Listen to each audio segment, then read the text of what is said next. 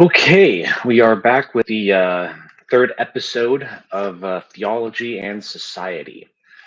Today we're going to be going over angels, demons, gods, as well as heaven and hell, what the common conceptions of those are, and what the Bible actually says about it.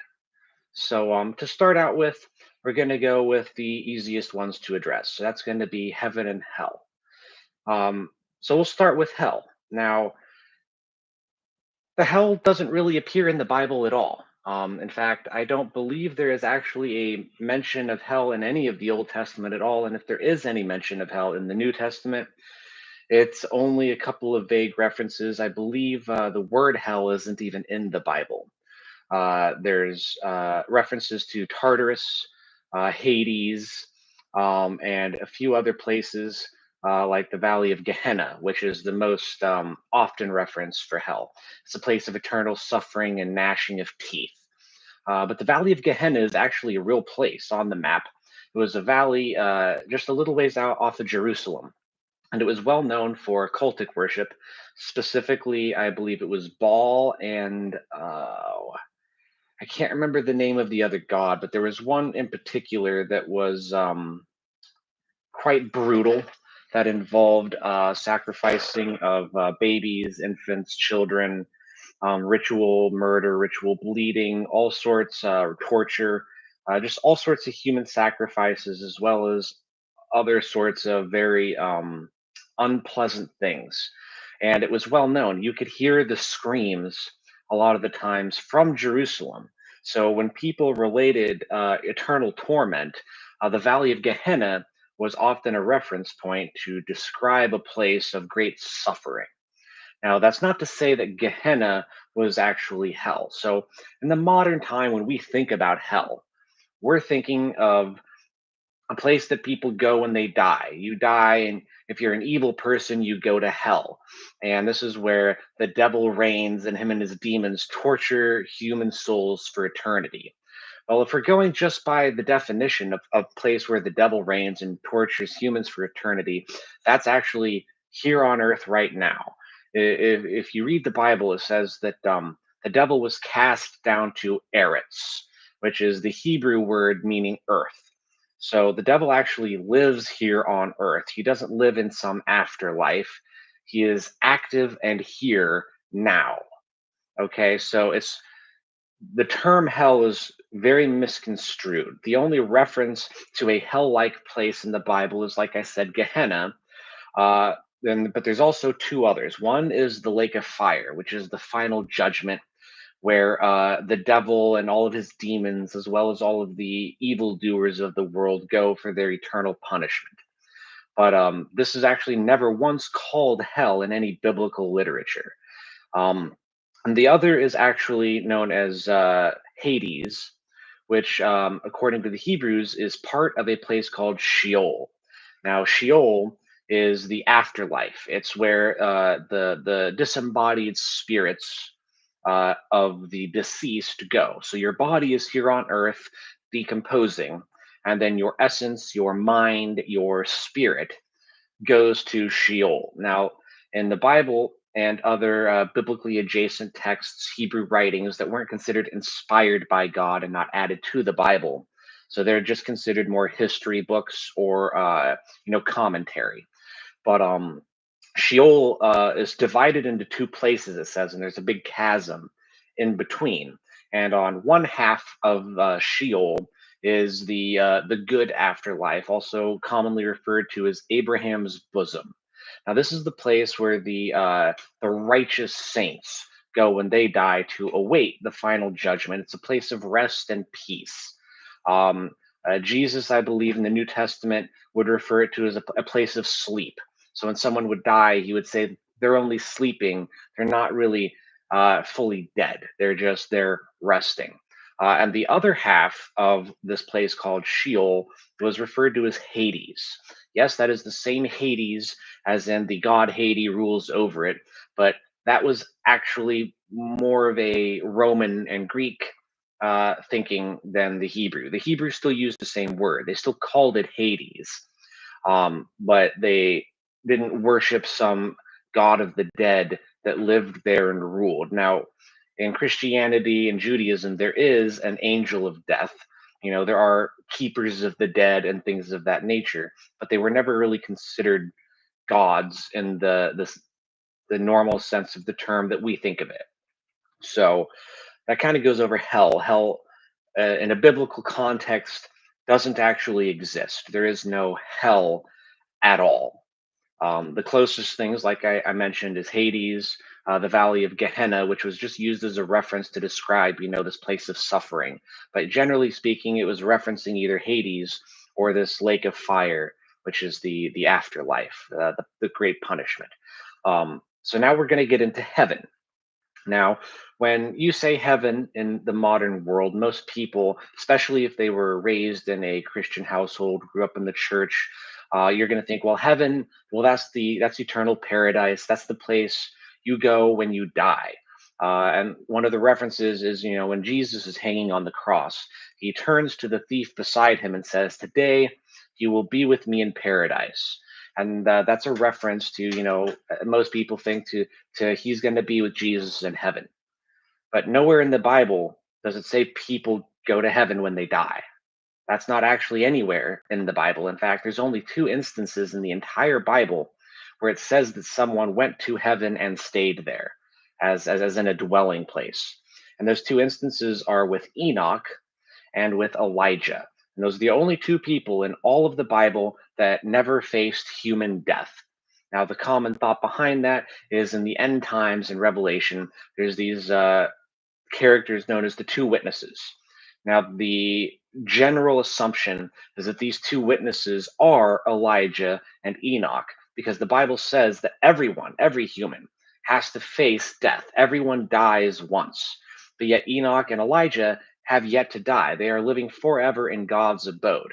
Now, the Hebrews actually had a word for heaven that was used interchangeably with it had kind of a double meaning. So the actual word was shemayim, and this word is used to reference heaven.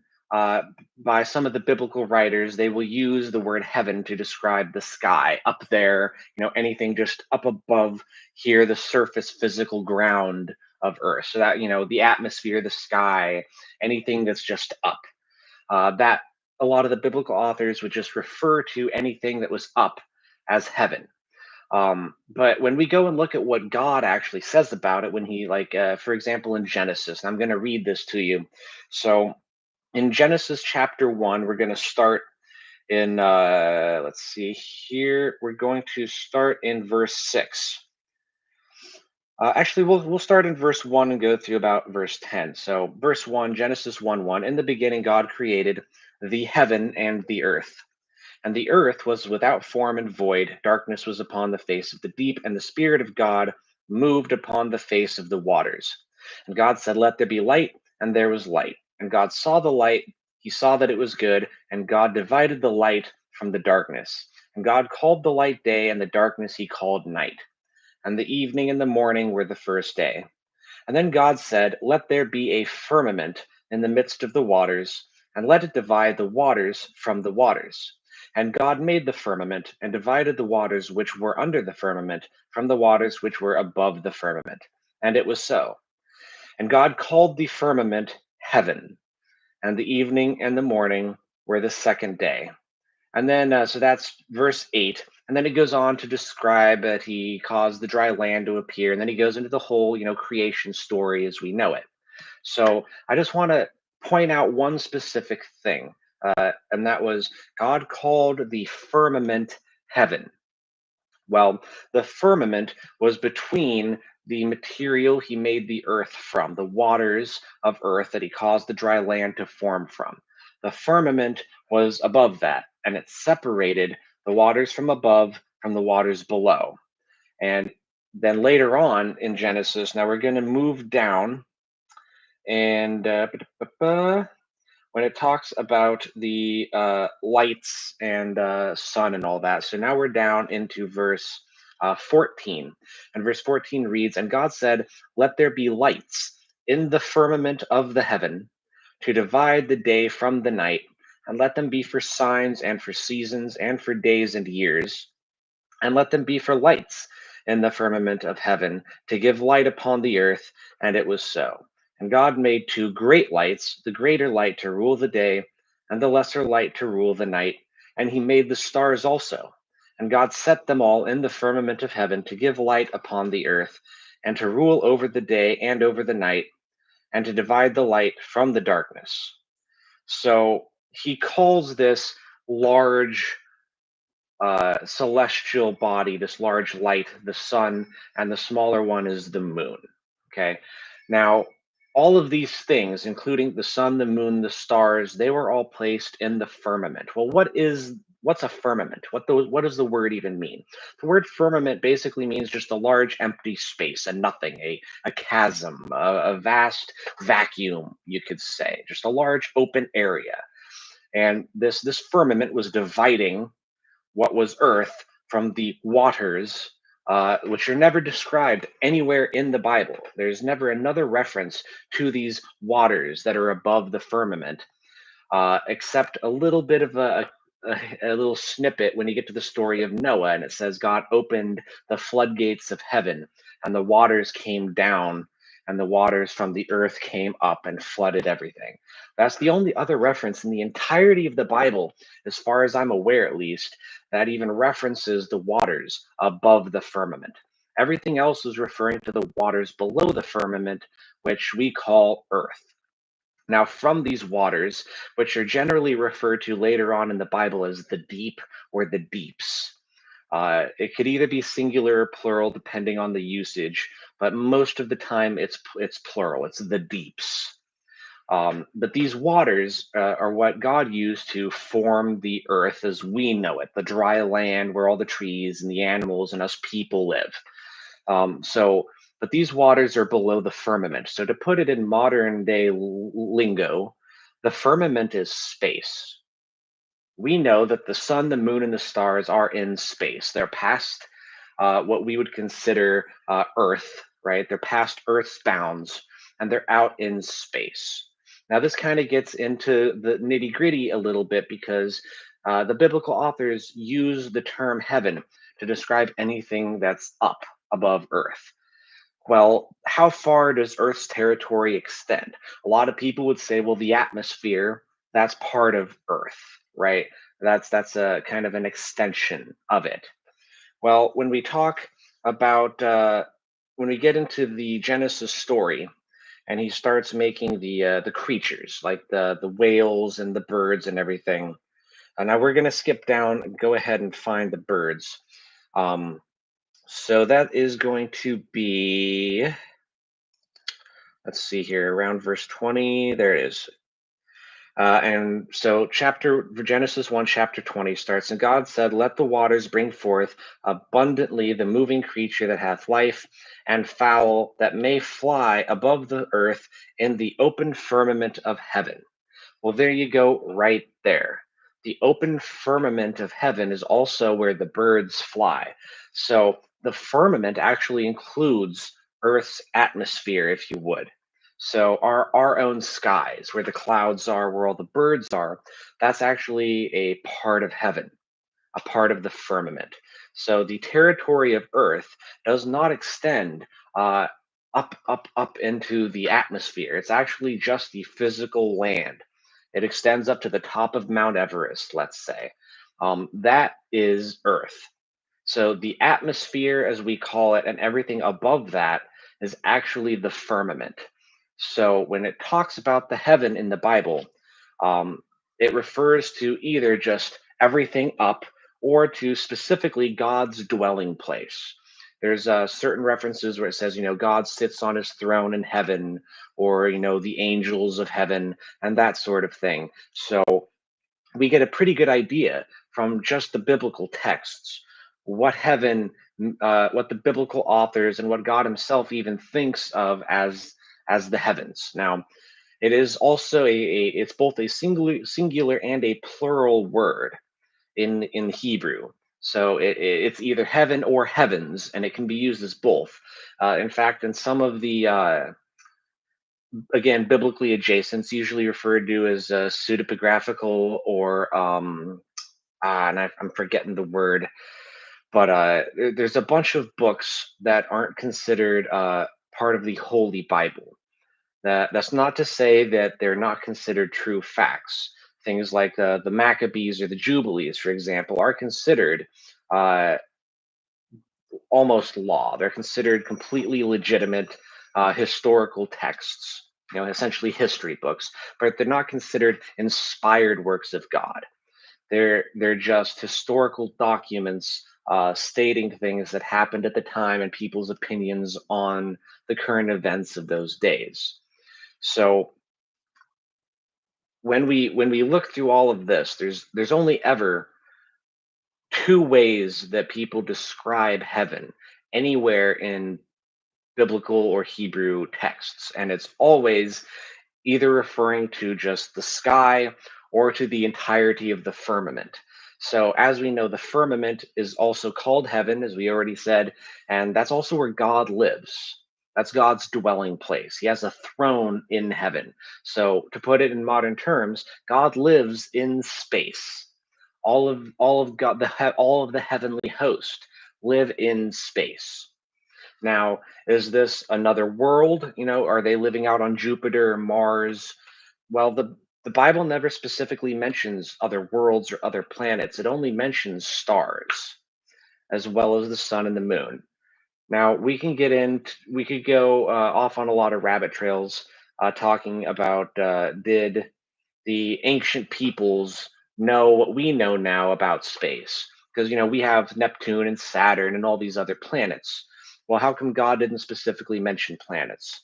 So I'm not really going to get into a whole lot of that, other than just to say that God was the one that created everything. If he didn't say they were planets, there's probably a good reason for it. That doesn't necessarily mean that there aren't any, but the word that we used to describe these celestial bodies was just stars.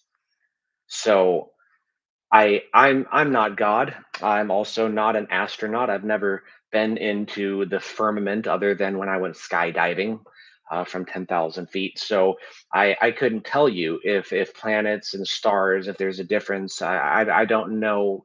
I couldn't give you those answers. Maybe we can ask God someday when we see him face to face. I sincerely hope that I'll be able to ask him these questions because I would love to know. Um, but so the heaven, it's not an afterlife. So if we look at the book of Revelation, for example, when it's talking about the end times, it actually says, so the new Jerusalem, the new city, the holy city, uh, actually descends out of heaven and comes to earth, and this is where Christ reigns. Now, that's not saying that heaven came to earth. Space is not coming to earth. Something is coming out of space and coming to earth. That's what the Bible is saying. Because as we already went over, the firmament is heaven. Heaven is the firmament. And if the firmament is where all the stars, moon, and sun are, well, we call that space.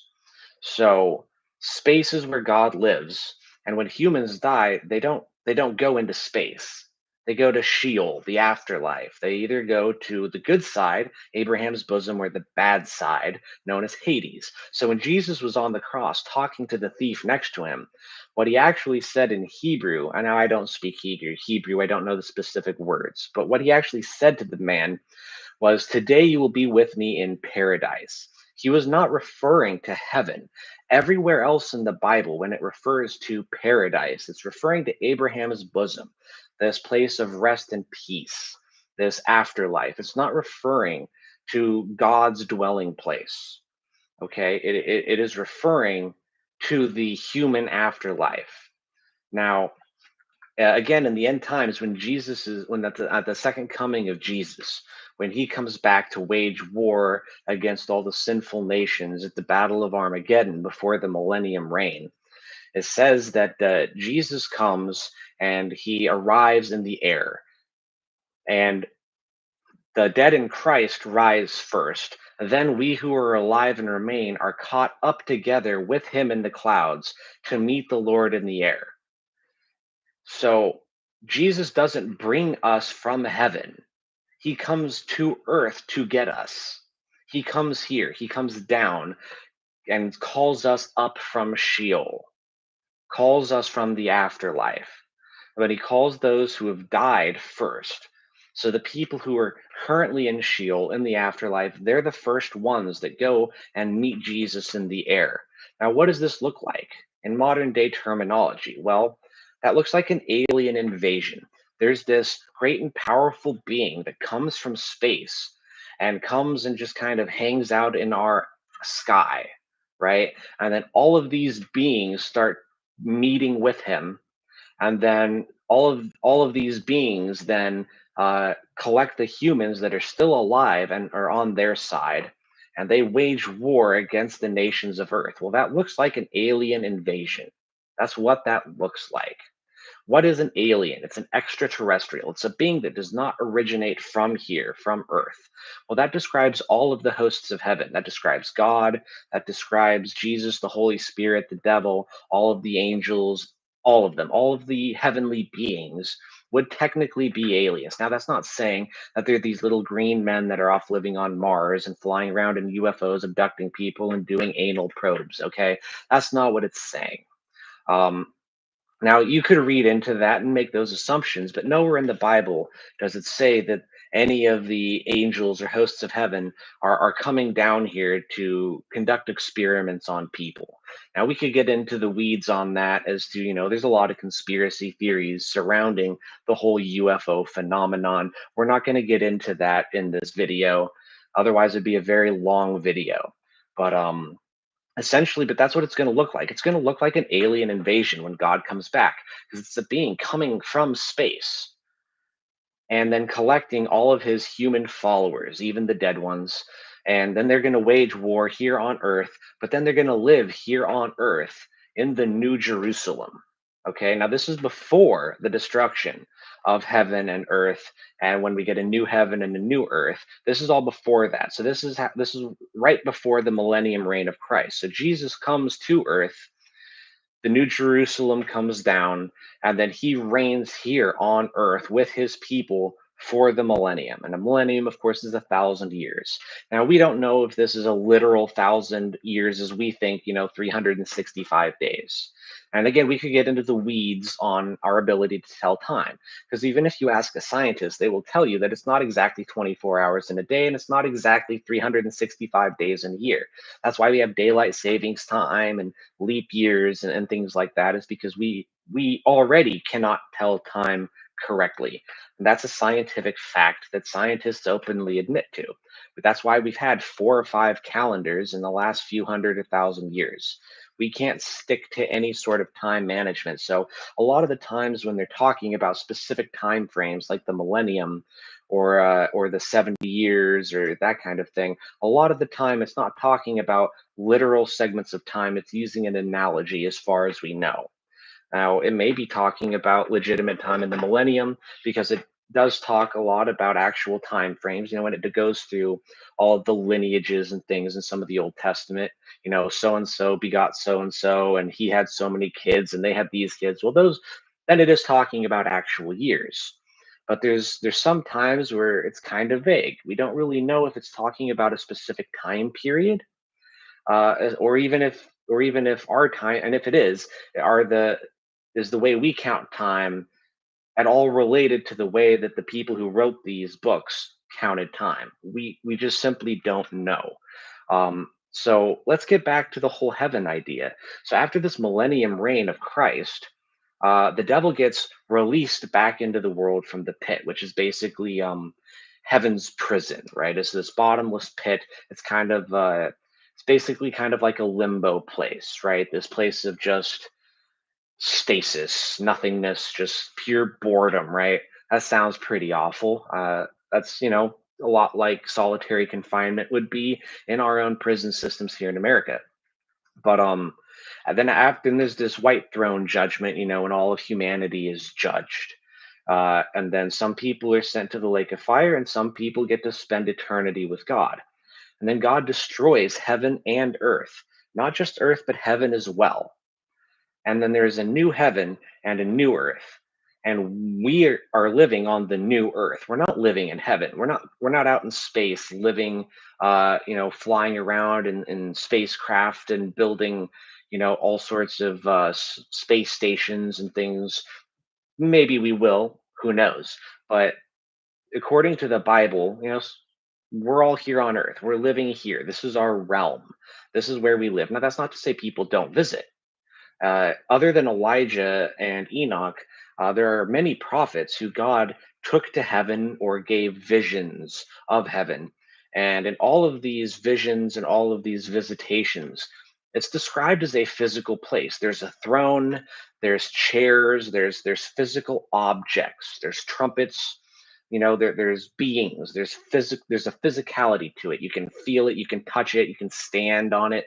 Um, in fact, let's dive in a little bit into that actually. So, a lot of time in the Old Testament, it actually refers to the throne room of God, and they'll have kind of like a court session where God will kind of dictate to the court. Kind of like in Old English times when the king would talk to all the lords and the ladies. Well, it's all very similar in the Bible. That's where we get the whole idea of patriarchy and these kind of layered rulers. You have God at the top, and then you have layers under him, and all of these people kind of form this hierarchy. All right. Well, God will often have these kind of court sessions where he will discuss things with the heavenly hosts. And sometimes he'll even allow humans to come in and kind of partake or watch. Now, this is very rare, okay?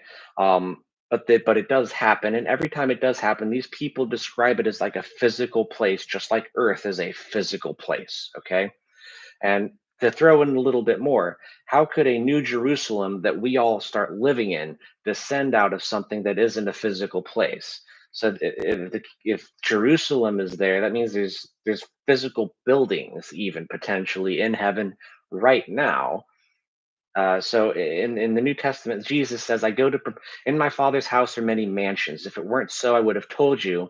I go to prepare a place for you, and I will come back and get you, so that where I am, there you may be also." Well, that's referring to this millennium kingdom. It's not referring to the new heaven and the new earth. It's referring to the millennium kingdom. He's going and essentially building us houses. We don't know if that's metaphoric or if it's actual buildings, like we live in now. I believe it's probably actual buildings. But regardless, that means it's a physical place. And if we go to the story of the Tower of Babel, the humans at the time were trying to build this tower so they could reach heaven. They were basically trying to ascend so that they could be gods and live in heaven with God and all of the hosts of heaven. Okay. Well, in the Bible, it says that the God looks at these people building this tower and he says, well, if they all speak the same language, and if we don't intervene, they will succeed in everything they do. Well, that means that they will succeed in building a tower to heaven. So, again, to put that in modern terms, these people were trying to build a building that could reach up into space so that they could reach where God is living and basically invade God's realm and try to take control and replace God and rule themselves. That's what they were trying to do. So then God says, well, we can't have that. These guys are going to succeed if we don't stop them. Now, that's a pretty powerful statement. God says these guys are so smart and so good at building that they're actually going to succeed in making it to heaven.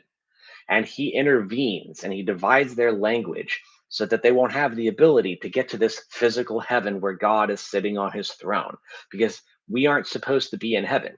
If humans were supposed to be in heaven, maybe he wouldn't have had so much of a problem with the Tower of Babel. People could have just gone up to heaven anytime they wanted, but that's not the case. So I kind of get a kick out of it in modern times when everyone wants to talk about, someone dies. Well, they're getting their wings. They're becoming an angel. They're going to heaven. That's actually not biblical. Humans at no point become angels. Humans at no point go to heaven. No human goes to heaven when they die. They go to Sheol. They go to paradise, and they wait for the final judgment, and then they're brought back. And then they live in the New Jerusalem with God during the millennium until the new heaven, or until the New Jerusalem with the earth and the heaven is destroyed, and we get a new heaven and a new earth. Now, it doesn't really talk a whole lot about what all of that is going to be like. It may be similar to the way this earth and heaven is, or it might be completely different, something we can't even comprehend. We won't know until that happens. But we do know that heaven is a very real physical place. That God is a very real physical being. He's sitting on a real physical throne. Okay, this is a physical place that you can go, and we're actually not supposed to most of the time. Like I said, there's very few people that get there. But let's go back to the whole idea of people getting their wings and becoming angels. Well, what actually is an angel? We'll get into that now. Angels, demons, and gods. What does the Bible say about that? Well, first of all, angel is actually a incorrect. It's not a. It's a title. It's a job description. So we get the word angel from the Greek word angelos, which means messenger. So an angel was actually just a messenger of God. So when we read the Bible and we see an angel appeared before someone, that just means a messenger appeared before someone. Now, sometimes that might even be a real person. Like the prophets were angels; they were messengers of God. Okay, so most of the time, though, it was referring to a heavenly being, right? One of God's celestial family, one of God's heavenly host. I don't know of any specific time where they use the word angelos to refer to a prophet. I'm just pointing out that it could be used that way, as angelos is just means messenger. It's just the job title. Now, when they're referring to specific entities of like Michael, for example, is called an archangel in our English Bible, but that's actually not really a correct translation so much. Um, the word that is used for not only God, but all of the members of the heavenly host, including the devil, is actually a word Elohim. Now, Elohim, let's actually have a printout right here. And this has a list. I'm going to read it to you just to kind of skim over it. So, this is according to the King James version of the Bible, the King James translation. Elohim is translated as God 2,346 times. That's 90% of all of the times the word Elohim is used. It's referring to God, or it's translated as God. And that's with a big G. So that's the God, the creator, Yahweh. Now, there's also 244 times the word Elohim is translated as God with a lowercase g. Now, it's also sometimes there's 5 times it's translated as judge, 2 times it's translated as goddess, 2 times it's translated as great, 2 times mighty. One time it's translated as angels. One time it's translated as exceedingly. Uh, then it's translated as God, as in capital G, capital O, capital D. I don't know what the significance there is so much.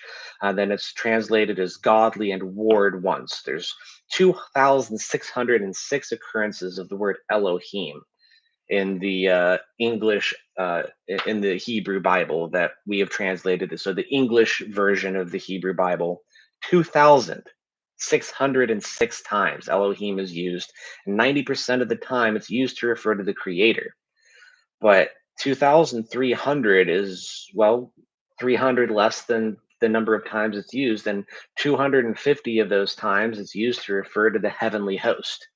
So if we are to correctly translate the word Elohim, the word Elohim means God, either capital G God as in the creator, or lowercase g God as in the gods. So this could refer to, Thor, Odin, Zeus, Ra, all of these different gods. First of all, the Bible is not monotheistic. At no point does the Bible say that the Creator is the only God. In fact, one of the Ten Commandments is, "Thou shalt have no other gods before me." If there weren't other gods that you could put before Jehovah, before the Creator, then why would that need to be one of the Ten Commandments? That wouldn't even make sense, right? So, if we're going to think of the hosts of heaven, we need to get this idea of angels out of our head. They're not these shiny beings with wings that come around and float around and give. Angel just means messenger. Okay, that's it. It doesn't mean anything else. Now, where we get the wings from, I don't know, because none of the angels, none of the angelos, none of the messengers from the Bible actually had wings. Not a single one of them. The only time one of the heavenly hosts is ever mentioned having wings, I believe it's only the devil and then some of the throne guardians, which are known as cherubim or seraphim. But those are the only beings in heaven that are ever attributed to having wings. So, this whole idea of these angels with wings and these halos, that's almost completely made up. So a little bit of that comes from the vision that Elijah had, or sorry, Ezekiel had, with this strange machine that had these discs and spheres and things that were spinning around, because those were the seraphim, I believe. That were escorting this craft of whatever. A lot of people would like to think that it was some kind of UFO, well, and it was because it was an unidentified flying object. But a lot of people would, especially the UFO crowd, would like to say that Ezekiel saw a spaceship. And I'm inclined to believe that that's probably the case because if God's coming from space, and he often, there's like references for like Enoch and Elijah, for example, were taken to heaven in a chariot. Well, that sounds like a spaceship to me. How else would you describe a vehicle to transport someone into space? Well, that's a spaceship. That's a pretty self-explanatory, I think. But the point being is that there are a lot of gods, but there's only one creator. Now, a lot of the time in Hebrew literature, even in the Bible, instead of just saying Elohim when referring to the God, they will say El Elohim to put more emphasis. In fact, a lot of the times they would just refer to God as El. Uh, and if you go to other cultures, like some Babylonian cultures, the Ugaritic people, some of the Mesopotamian clans, they actually called the creator god El as well. So, like the people who worshipped Baal or Baal, if you're a good old American, but it's Baal, Baal. Now, this guy was actually not considered the creator god. He was considered the second in command. The creator god was known as El, but in Baal worship, they thought that El was just this lazy god that didn't really want to do anything, so Baal did all the work. Um, but in Hebrew culture, El Elohim is actually where we get the term King of Kings or Lord of Lords, because El Elohim essentially means God of gods. So that was be the high god, kind of like in Norse mythology. Odin was the king of the gods, right? This is that sort of thing. That's where that whole concept came from, generally speaking. Now I can't speak to necessarily Norse mythology. I'll get into that in a little bit, but all of the Elohim. That's you could say that that's actually a species. That's what the host of heaven are. That's the name of the species that God created. All of these angels, as we like to call them, all the hosts of heaven, the Elohim. That's actually the species name for the hosts of heaven, also known as gods with a lowercase g. So El Elohim would be the God of the gods, or the great ruler, the great deity, the creator. Okay, so we need to kind of get this idea of angels uh, out of our heads. And if we're going to try to have correct biblical theology, we have to actually look at what the Bible says about it. And it helps to go in and actually look at the Hebrew terminology. Now, I'm no scholar, okay? I don't speak Hebrew, I don't speak Greek, but so I get my information from people who do. There's actually a guy who's been going viral lately known as Wes Huff. He's all over. He's been on the Joe Rogan show, he's been on the Piers Morgan show, he's been on a bunch of different podcasts. He does his own podcasts on YouTube. I highly recommend looking into some of the things he says because he is a legit scholar. He speaks Hebrew, he speaks Aramaic, ancient Greek, all this stuff. He has actual facsimiles of the ancient texts. He's a very brilliant guy. But those kind of people are people who I get my information from. Since I don't speak Hebrew or Greek, I have to rely on people who do and get my information directly from the source. Hebrew is still spoken language. It's actually the oldest spoken language in the world.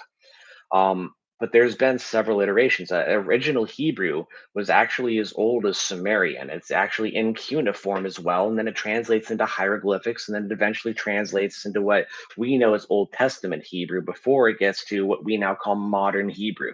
So there's been a lot of change throughout the years, but it's still more or less the same language. I mean, there's been enough changes that you could say there have been changes, but it is still the same language.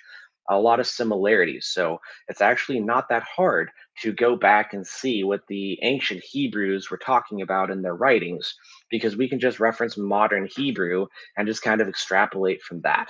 So we do know that Elohim does mean God or gods plural. It's another one of those Hebrew words. It can be either singular or plural, just depending on its context and usage. So we've gone over angels now, but what are demons, right? It talks about demons as well. What are those? Well, a lot of people like to think that they're fallen angels, right? That's what I was taught growing up, even in church. That's what the pastors would teach, that the devil and the fallen angels became the demons working under the devil. Well, actually, that's not true at all. So I've read some of the English translations of the Dead Sea Scrolls, and if you go and study stuff like that, or stuff like the Book of Enoch and other writings that aren't considered inspired works of God, but are still considered, pretty canonical. They don't disagree with anything that's in the Bible. Now, there is a lot of speculation specifically on the Book of Enoch, because we know that Enoch didn't write it. Enoch was long gone by the time the Book of Enoch, as we know it, got written. The best guess is that it was written sometime between the end of the Old Testament and the beginning of the New Testament. Because if you go into the New Testament, Jesus and Jude and one or two of the other apostles actually quote directly from the Book of Enoch. Now, one of the arguments for the Book of Enoch to be kind of disregarded is, well, Paul quotes from a lot of Greek writings as well that aren't even sort of connected to the Judaism or the Hebrews or Christianity at all. In fact, some of it is kind of contrary, but Paul and some of the other biblical authors will use other texts to try to make a point, use like reading material that was relevant at the time just to kind of make points and explain things. Now, the difference is with Jesus, Jesus didn't do any of that. In fact, Jesus got all of his learning specifically from the temple.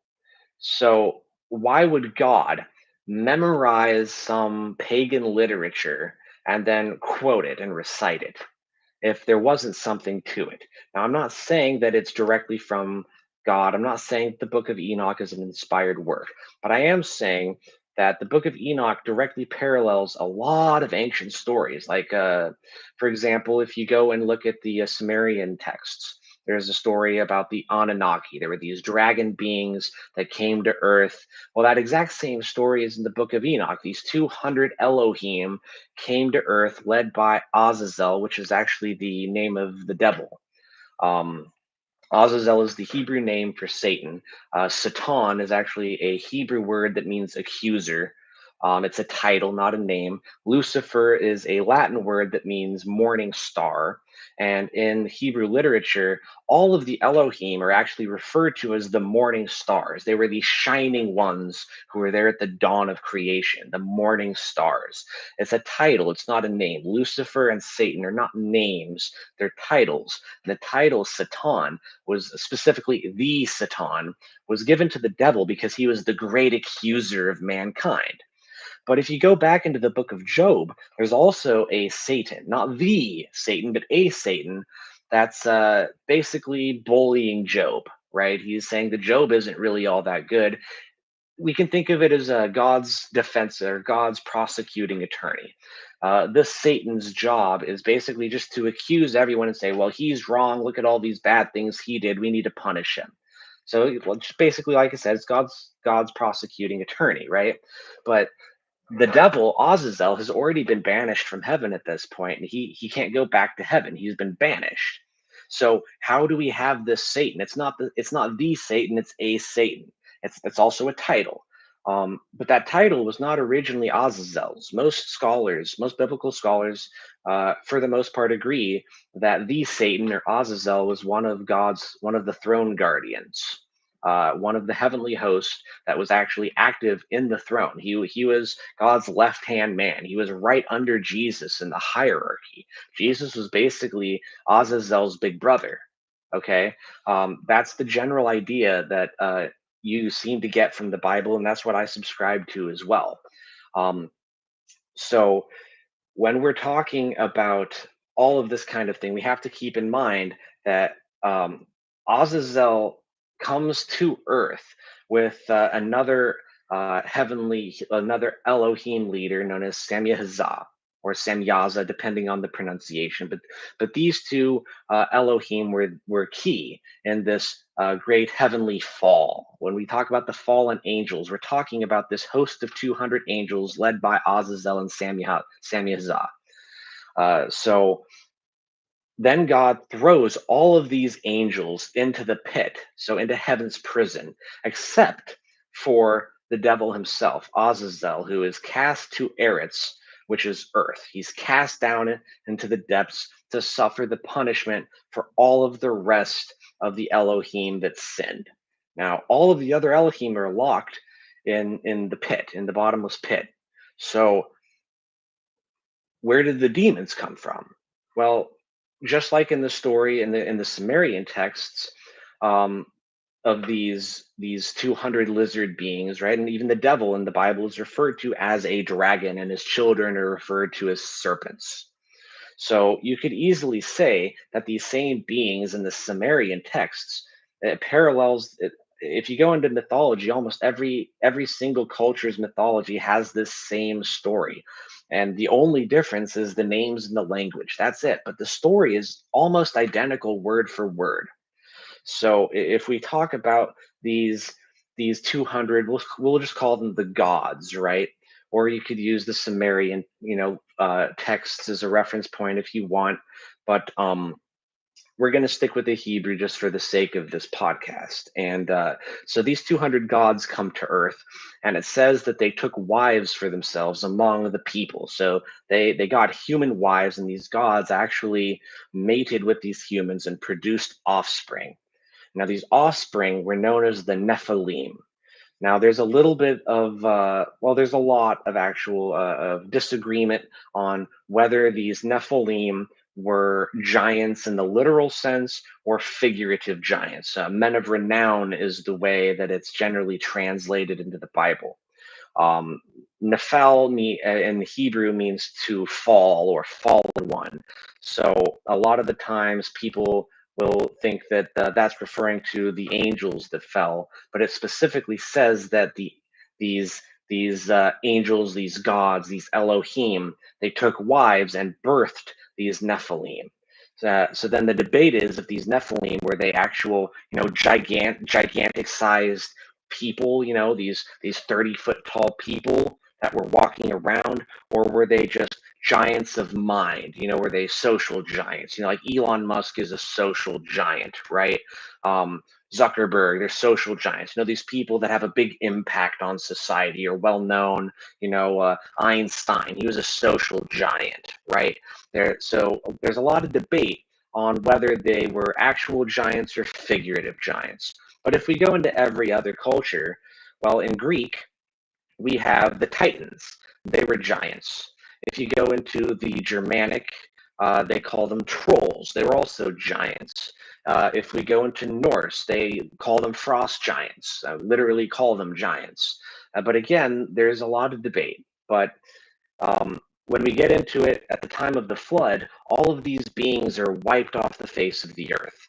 And in the Dead Sea Scrolls in Hebrew literature, it says that the devil Azazel then asks God to keep some of his children so that he can enact his will on earth. And God says, you can have a tenth of them, but they will be like a dark, oppressive cloud. They will have no bodies, and they will only have the power that people give them. But their whole thing is they're just going to be here on earth harassing people.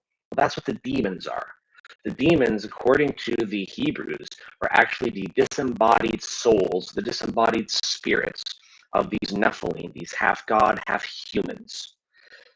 And that's what the demons are. Now, if we get into the New Testament, for example, Romans 8:38 and 39 says, "For I am persuaded that neither death nor life, nor angels, nor principalities, nor powers, nor things present, nor things to come, nor life, nor death, nor any other created thing shall separate us from the love which is in Christ Jesus our Lord."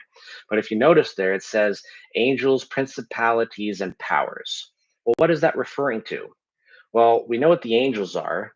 Those are the good Elohim. Those are the heavenly hosts that are still working with God. Well, then what are the principalities and powers? Well, the principalities, those are the princes. So, for example, in the Bible, it says that after the fall of the Tower of Babel, when God confused the languages, he set out 70 nations, and over these 70 nations, he appointed heavenly princes. These are also Elohim, okay? These are also lowercase g gods. So these are heavenly hosts, these are gods that the God, the El Elohim, appointed over these nations. And it specifically says that Michael, who we call the Archangel Michael, was appointed as the prince over Israel, and then God took Israel as his portion. So, what are these principalities? Well, those are the princes. Those are the heavenly gods who were appointed over these nations. Now, that those are generally speaking where we get the Norse gods. That's Odin, Zeus, Thor. That's Ra. That all of the quote unquote pagan gods. That's actually these princes and their underlings, because all of these princes actually had um, other gods that were working under them, kind of, the caste system, the kind of peer hierarchy. So they actually had lesser gods that worked under them, and that's where we get all of this plethora of pantheons all over the world. You'll notice there's a lot of similarities. Like Odin for example, is very similar to Zeus, and so on. And there's a lot of crossover there, but that's not referring to demons. That's actually referring to Elohim, actual gods from heaven that God put in place over these nations. And they were the gods of those nations. Only Yahweh was the God of the Israelites. There were other gods, but only the Israelites were told not to worship those gods. At no point in all of the Bible did God ever tell any of these other people not to worship their gods. You should worship me. Now, that was a choice that they were allowed to make. You could become a Hebrew. You could choose to worship the creator God instead of the God of your land, but that wasn't a commandment to anyone but the Israelites, but the Hebrew people. So that's where this whole idea of principalities comes from. Those are the and also, just a fun fact, it also says that these princes completely messed up. They started letting people worship them, and instead of having their subjects worship the creator God as they were supposed to, they created cults. Moloch, that was the god that I was trying to think of earlier, from the Valley of Gehenna. Moloch, the Moloch cults were particularly brutal.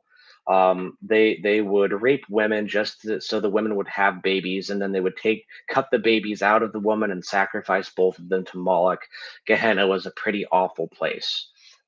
Moloch and Baal were two of the most mentioned gods, I believe, in all of the Bible, specifically the most condemned by the Hebrews, just because of the brutality of their followers. Um, there's a time when Elijah goes up against a bunch of prophets of Baal, and they're just cutting themselves and killing people, trying to get Baal's approval, and it doesn't work naturally. But that's where these principalities are. But it also talks about powers. So you have the angels and principalities and powers. Well, the powers, that's referring to the evil spirits. That's referring to the demons. That's referring to these disembodied Nephilim that are just roaming earth, harassing people, right? So that's what the Bible says about the angels and the demons. The demons are not fallen angels, they're the children of the fallen angels. So, and if you're looking for good resources on this, you can, by all means, don't listen to what I say. Go research it yourself. If you find something that I'm saying interesting or even offensive, don't get mad at me. Go to the source. Go read the text in the Bible. Go look at biblical scholars. For this particular one, there's a very good resource. There's a guy named Dr. Michael Heiser. I think it's Michael S. Heiser. And he wrote a book called The Unseen Realm.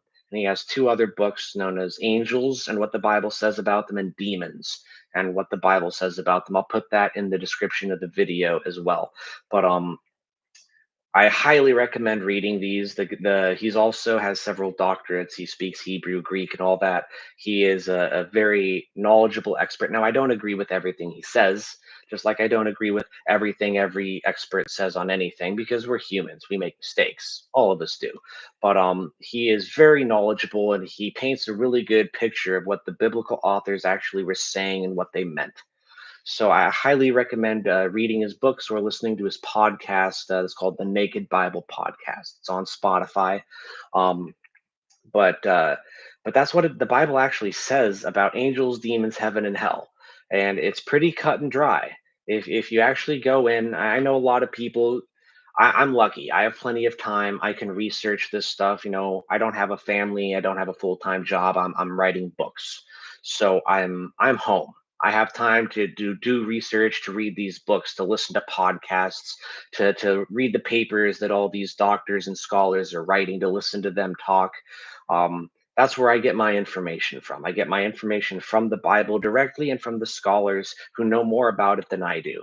So if you have a problem with anything that I'm saying, again, don't be mad at me. If you have questions, you can leave them in the comment section. I'll do my best to answer them. But go do your own research. Go form your own opinions. Go look at the facts and form your own opinions on those facts. I'm a human. I could be wrong about some of this too. But I don't think I am, because the Bible is pretty clear on a lot of this. So, highly recommend again Dr. Heiser's books. Looking up Wes Hoff or Huff. I'll put some links to his YouTube if I can as well in the description. But it's very interesting stuff. I hope that this podcast was revealing. I hope you learned something. I hope it got you excited to learn more, to dig into the Bible a little bit and see what it really says. The English translations aren't wrong. It's just a little bit of contextual differences that most modern Americans, myself included, up until a few years ago, just we kind of missed the point. And that's why the Bible says that you should study it. That's why all the apostles and Jesus himself say that you should really invest in the word. Because if I hadn't have invested in the word, I wouldn't know any of this stuff. I would be as clueless as I think most people probably are. So again, hell's not a real place. Heaven is a physical place that you could go to. It's space, technically speaking. Angels are messengers. The Elohim are gods. um, it's a lot to take in, especially if you were raised in particularly strict religious upbringings. If I had said this to some of the pastors I had, I probably would have been accused of heresy, or being sacrilegious or straight up blasphemy. But it's actually what the Bible directly says. Just go and read it for yourself. Everyone has access to a Bible. You can do it. Anyway, that's I'm going to end this episode here. I hope you learned something, or at least got curious about learning more. Again, if you have any questions, feel free to ask them in the comment section. I'll do my best to answer them. If I don't know, I'll try to find an answer for you. But have a blessed week, have a blessed month, and I will see you in the next video.